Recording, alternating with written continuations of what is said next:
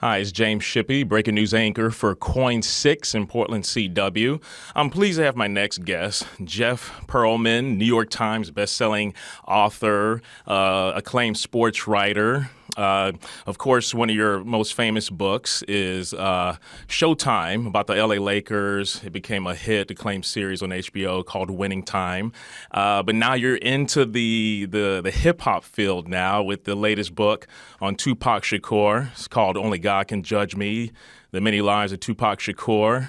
It's out in stores, online, and if you do audiobook, you're going to recognize a familiar voice, of course. But yes, thanks, Jeff, for joining me. I'm really glad to have you on the show today. How's it going?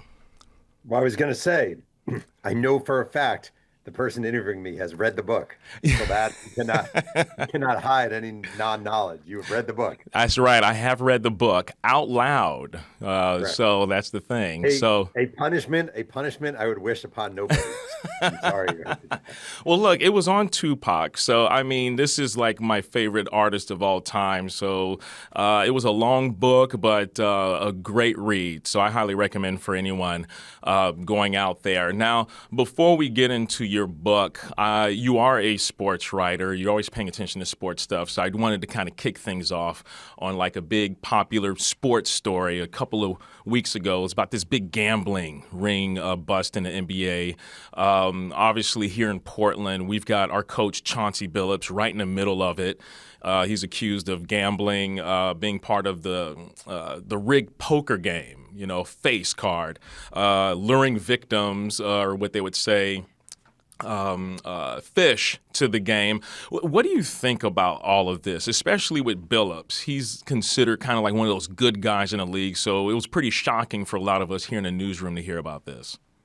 I think if Billups is guilty as charged, it's just really, really disappointing because everyone has known him to be one of the good guys, and I know we all make mistakes and we all do things and we all justify our actions, but it's really disappointing. On a larger scale, someone said to me in regards to the NBA, a friend of mine said, imagine if the NBA were sponsored almost exclusively by United Airlines, but you told all your players you couldn't fly United Airlines. That's the equivalent of the level of gambling money that has infiltrated all sports leagues in America. The amount of money they take from these entities, the emphasis they place on gambling, teams now advertise and betting lines on their games. So to all of a sudden say to players, and I'm not saying players should be betting on games, to all of a sudden saying, well, there's nothing more important than the integrity of the sport to us. Meanwhile, you are taking gambling money left and right. It's hard for me to have a ton of sympathy for the leagues themselves because they've been in bed with gambling entities for the past decade now. Well, it's funny you mentioned that because the other big thing, of course, is yeah, they have all those ads that are going on in the league. So a lot of folks are trying to find out, trying to square what that's about. And I don't know if you saw this morning, there's another news story that just came out. I'm looking at my phone. It's breaking news. The NCAA revoking the eligibility of up to 6 players spanning a few teams this morning because of some gambling cases going on. It's ridiculous. Honestly, it's ridiculous. We now live in a I'll tell you a story, honestly, real quick. I went to my supermarket maybe a year ago, and is in Southern California, and there was a guy out front doing a petition, help homeless veterans, save homeless veterans, and it's a petition with a big sign, save homeless veterans. And I asked the guy, can I look at the petition? I took a picture of the petition. It was I think it was DraftKings, and it was to legalize online gambling in California. And like 12 paragraphs down, we give 0.002% to homeless veterans. Gambling has overtaken society and in particular sports to such a degree that to have any shock over college athletes gambling or high school athletes gambling or professional athletes gambling ignores the fact that we've been encouraging people to gamble for years. And it reminds me of big tobacco, where it used to be like, we don't want kids smoking. We don't want kids smoking. But they really didn't mind it because youth smoking leads to adult smoking. And the number of kids in high school is gambling online, college kids gambling online. It's staggering. So I just think the hypocrisy drives me crazy. No, that's understandable. So, Jeff, What we're going to do now is kind of get into your book about Tupac Shakur. This is obviously a book of him from his yearbook when he was 1988, I want to say. But before we get into the depths of the book, Jeff, can you tell me what drew you to this? I know you've probably been asked this a million times already, but for the record, for our audience here in Portland and the surrounding area, what drew you to him, being that you're a sports writer, that's what you're most well known for? I just want you to know, no one in Portland has asked me that question yet. Well, it's good to know I'm your first. You're good. You might be the third in Portland. I'm not sure. Yeah. Anyway. Okay. I've written 11 books, but this is my first non-sports. I've always been fascinated by Tupac. I think there is a lot said about him and a lot repeated about him and a lot regurgitated about him. But I really wanted to dive deeper and deeper and deeper and really learn about who he was, in particular, his background, the impact of having a Black Panther mother, KOIN Shakur, and what that did to him, the impact of growing up in abject poverty, fatherless, in a way, hopeless, homeless half the time, not half the time, but quite often. I just thought there was a lot there beyond the sort of bluster and the cliche. And he's an iconic figure whose music I love. So there you go. Now, and also you speak about his mother. Because a thing that I noticed that you did with this book, initially coming out, speaking about Afeni, you talk about like her upbringing, which I think gives a lot of context to the woman she was, and especially her being a Panther. We've all heard the stories, but for you to go into depth about where she came from, and then obviously kind of her downfall, or her, going from this prominent Panther figure to someone addicted to drugs, and really kind of helping perhaps shape Pac's upbringing artistically, and of course, like personally, with so many other levels. Well, I always think with Tupac, if you really want to fully understand him, don't just understand that he is the son of a Black Panther who represented herself in a very famous 1971 trial where she was facing a lifetime in prison and turned down a court-appointed attorney to be her own attorney and won while pregnant with Tupac. That in and of itself is amazing. But to me, the thing about Tupac is this woman who is his not just his mother and his single parent, but his idol, then fell into deep, deep crack addiction. So Tupac is watching his hero, is a offshoot of her rise, and then watches her demise in very real time in a way that impacts him directly.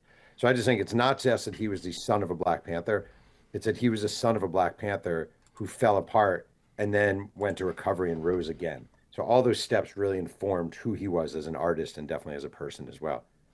To me, the most joyful part of Tupac's life is Baltimore School for the Arts. He was there his sophomore and junior year. If you've seen the TV show Fame, it's basically the Baltimore example of Fame, where kids, you walk in this school, this amazing school in Baltimore, in a converted, old, lovely hotel, and you walk in and you can hear a symphony, or you can hear a cello player, or some people practicing their dialogue.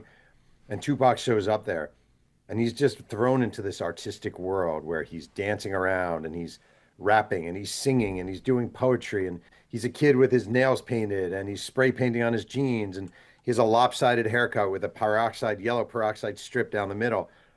And it's the first place, I think, where he's really truly artistically accepted. And he's not what you picture. Like, I think a lot of people would picture, thug life Tupac. He was always that way. Or no, he was like an artistic, beautiful kid. One classmate said he was the type of person who would gently remove a ladybug and place it to the side. Like, that was Tupac. But every night he's going home to his drug-addicted mom in his row house in East Baltimore with rats running up and along the baseboards. So he just had this real day escape, artistic beauty, night hellscape at home. That's very true. That's very true. So, Jeff, because before we really get into the meat of this story, we are going to take a quick break. And on the other side, we're going to talk about that connection of the Baltimore School of the Arts, because I've seen a lot of your interviews, and I mean, yeah, you're explaining his life a lot. But the thing I want to delve into is his acting career, because I think not only was he a prolific a rapper, but he was quite a gifted performer. They say say on stage, but obviously on film that we saw throughout his career. And I believe that if he had not passed at the time, we may have seen what was more of yet to come.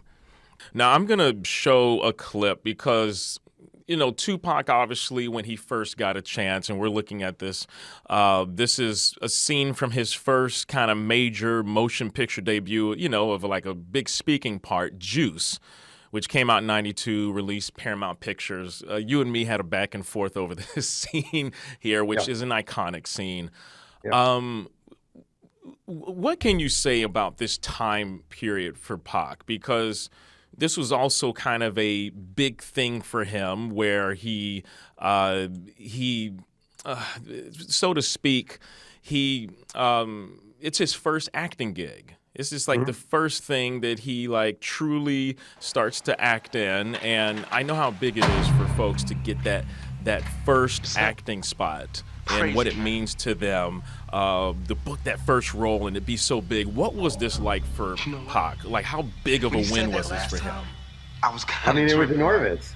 It was enormous. This is Tupac, he's a theater arts kid at school, getting a shot to be in a major motion picture, getting paid $17,000, flown to New York City, his own trailer, craft services, and like, it meant everything to him. It meant everything to him. And the thing about Juice is, number one, he wasn't even supposed to be in the movie. He, a guy he was with from Digital Underground named Money B auditioned.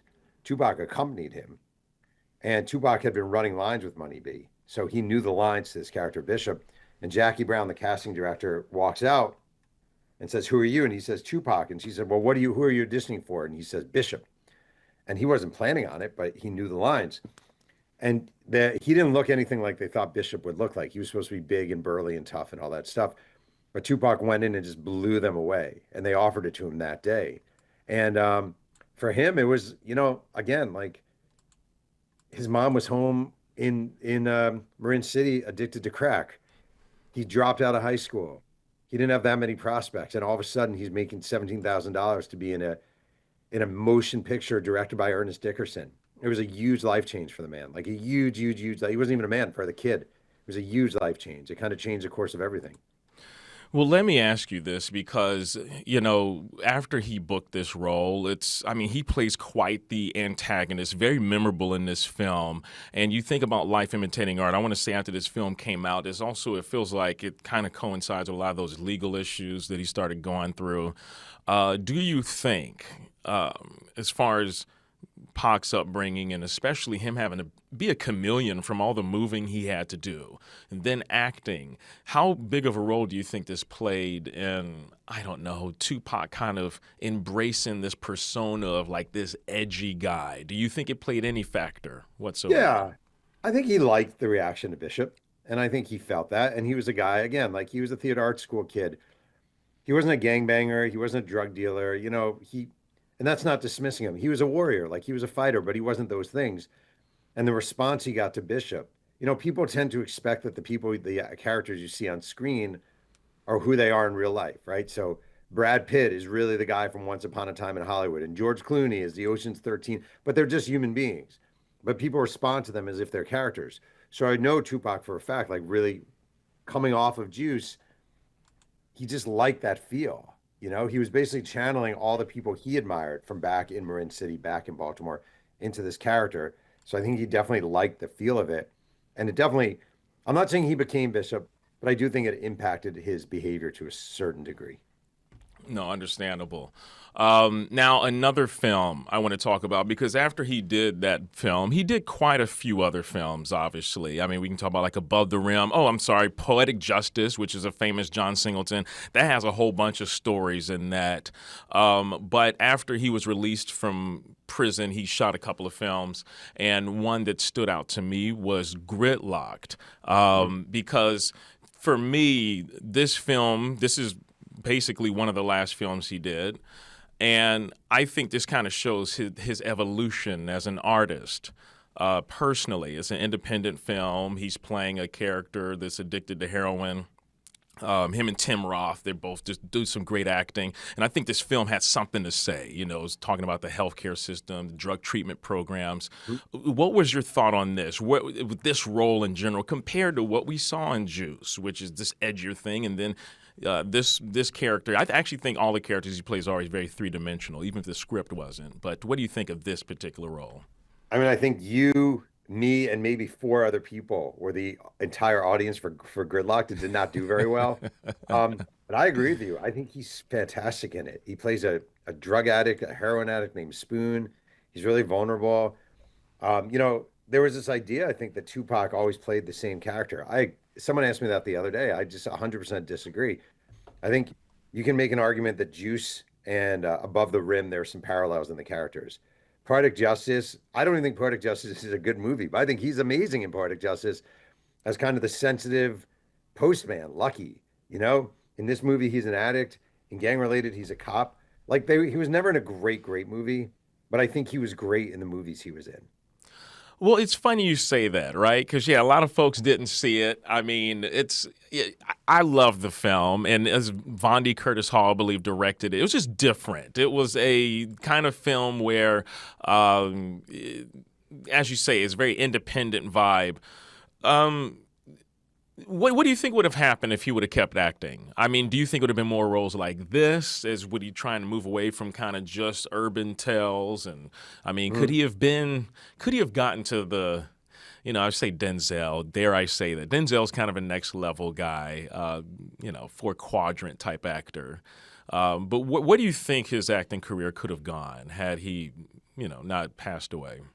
Well, Jim Belushi was in Gang Related with him, and Belushi told me that he thought Tupac was one or two movies away from Academy Award kind of talk. Layla Rochon was also in Gang Related with him. She agreed with him, and I think he was a fantastic actor. I really do. One of his drawbacks was on the Menace to Society shoot when he beat up Alan Hughes, when he got in the fight with Alan Hughes. That really hurt his reputation. And as Alan Hughes said to me, it's hard enough being a young black actor in Hollywood and just getting cast and stuff, right? It's just hard.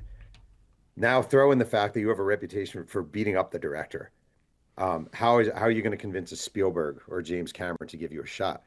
And Tupac actually read for Bubba Gump in Forrest Gump, and I think he would have been good at it. I honestly do. I think he would have had a great acting career. I'm sure at some point hip hop would have been put on the back burner to a certain degree, but I think we'd still be talking about Tupac Shakur as one of the great generational actors. I really do. I'm not just saying that because I read the book. I think he was that good. Hold on, Jeff. I'm sorry, because this is news, and I don't. Perhaps you put this in the book. Bubba Gump. I don't remember that. Yeah, that was in the book. He he auditioned for Bubba Gump. He didn't get it, but he auditioned for Bubba Gump. Tupac was not. If there was a role for I don't even know, an effeminate HIV suffering drug addict, blah blah blah, in 1995, he would have read for it. He was not a guy. He had no fear as an actor. It was one of his strengths. And he wanted to stretch his legs. People weren't letting him to the degree he probably wanted, but he wanted to stretch his legs. In Menace to Society, he was going to play the soft-spoken Muslim character. I remember.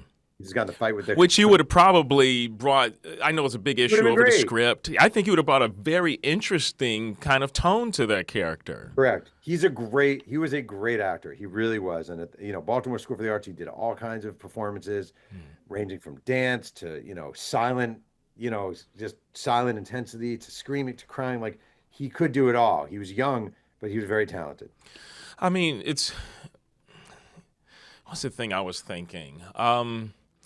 Yeah, I think he could have played a lot of those type characters. And the thing I noticed, because I'm watching a lot, leading up to working on your book, I was watching a lot of interviews with Tupac, and a lot of times you see behind-the-scenes stuff, especially, let's say, the Gridlocked film. I'm sorry, Gang-Related and other stuff. You would see his mannerisms kind of change, too. It was almost like he was at home. It was not being kind of that hard shell that you see in the music videos and kind of that big, blustery personality, combative, just kind of an artist, at home, especially on the set, behind the scenes in those interviews. I'm sure you kind of picked that up, too, right? I agree. I mean, there's a story when he was shooting Gang Related. I mean, you read the book, and Suge Knight shows up on set with a new car for him, and they make a big production of it. Yo, Pac, yo, Suge, blah, blah, blah. Hey, here's your car, blah, all this stuff. As soon as Suge Knight leaves, Tupac gets real quiet and he says to someone working on the movie, I don't own this. She's like, what do you mean? He's like, I don't own any of this. All this stuff is leased. This isn't mine. None of this is mine. So he, and it's interesting, like people talk about him on sets and what he was like on sets. And what he was like on sets was a very gentle, quiet, endearing presence, especially later on. And what he was on around death row was very different. He adapted to the surroundings he was in. Let me ask you, Jeff, as we kind of get to my last couple of questions here.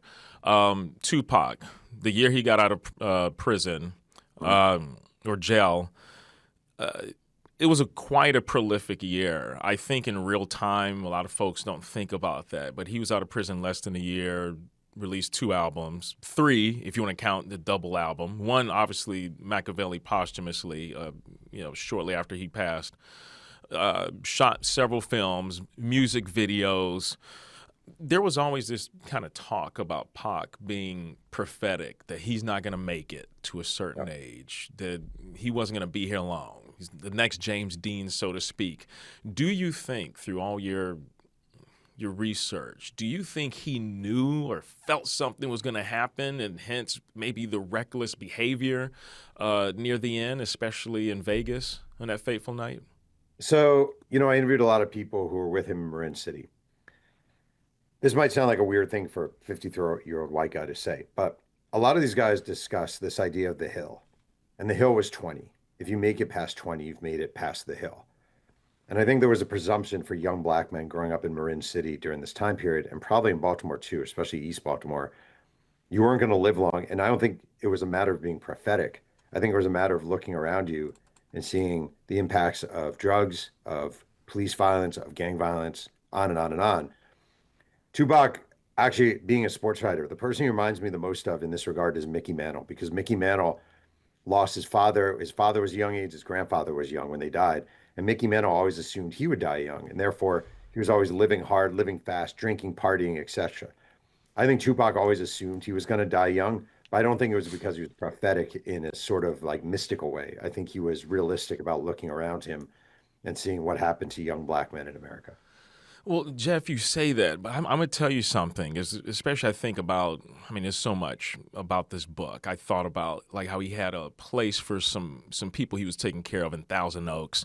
Mhm. 10 years ago, I wouldn't have known where Thousand Oaks was. I've lived in LA for years, but my in-laws live in Thousand Oaks. It's a beautiful kind of suburban town, and I was kind of surprised that he was even connected to that city. But, near the end, he had a lot of folks depending on him as well, but it was a lot on his shoulders for someone 25. You think, okay, you've been famous this long, people can handle it, but it was a lot of pressure on so many different levels for him. And as you mentioned, Suge bringing that car to him, a big thing you touch on is how Pac didn't have a lot of access to the money that he was making for these record labels and everything.